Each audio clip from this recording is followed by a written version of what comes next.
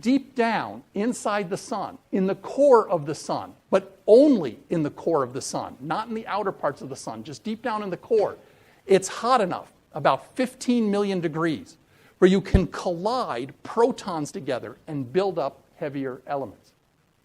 This is the set of nuclear reactions, the chain of reactions, that goes on deep down inside the center of the sun.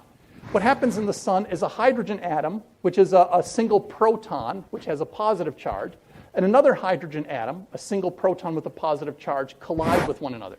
Now, they don't want to come together because, remember, like charges repel one another. So a positively charged proton and a positively charged proton, normally when you try and drive them together, both positive charges will repel one another and they'll pull apart.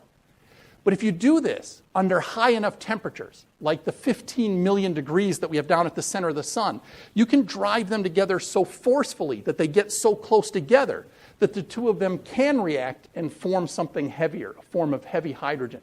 And that heavy hydrogen can combine with another proton to make a form of helium. Two of those combine to make another form of helium. The ultimate result in our sun is that 4 hydrogen atoms go in and 1 helium atom comes out. So hydrogen is converted to helium in our sun. Each and every second inside of our sun, 600 million tons of hydrogen are being converted to helium in our sun every second. Now, you remember from chemistry class in school that in chemical reactions, mass is conserved. If you start with a certain amount of mass to begin with, that mass has to be conserved. That's no longer true with nuclear reactions. In the case of nuclear reactions, it's the combination of mass and energy that are conserved.